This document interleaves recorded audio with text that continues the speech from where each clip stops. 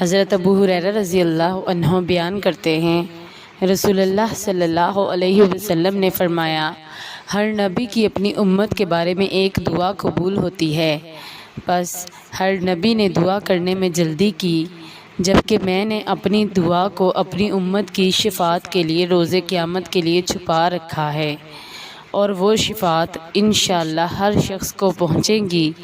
جو اس حال میں فوت ہوا ہوگا کہ اس نے اللہ کے ساتھ کسی کو شریک نہیں ٹھہرایا ہوگا۔ حضرت ابو ہریرہ رضی اللہ عنہ بیان کرتے ہیں،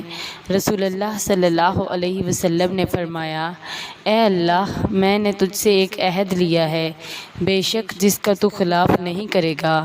میں بھی ایک انسان ہوں، میں نے جس کسی مومن کو اذیت پہنچائی ہو، میں نے اسے برا بھلا کہا ہو، لعن طعن کی ہو، اسے مارا ہو، تو اس اذیت کو اس کے لیے باعث رحمت و طہارت اور باعث قربت بنا دے، اور روز قیامت اس قربت کی وجہ سے تو اسے اپنا مقرب بنا لے۔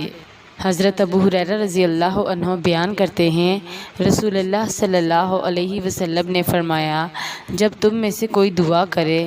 تو یوں نہ کہے، اے اللہ، اگر تو چاہے تو مجھے بخش دے، اگر تو چاہے تو مجھ پر رحم فرما، اگر تو چاہے تو مجھے رزق عطا فرما، بلکہ اسے چاہیے کہ وہ پورے عزم کے ساتھ دعا کرے، کیونکہ وہ جسے چاہے عطا کرتا ہے، اسے کوئی مجبور کرنے والا نہیں۔ حضرت ابو ہریرہ رضی اللہ عنہ بیان کرتے ہیں، رسول اللہ صلی اللہ علیہ وسلم نے فرمایا،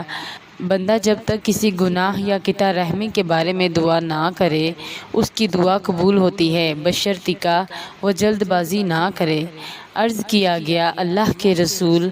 جلد بازی سے کیا مراد ہے؟ آپ صلی اللہ علیہ وسلم نے فرمایا، وہ کہتا ہے، میں تو بہت دعائیں کر چکا لیکن میری دعا قبول ہی نہیں ہوتی۔ اس صورتحال میں وہ مایوس ہو جاتا ہے اور دعا کرنا چھوڑ دیتا ہے۔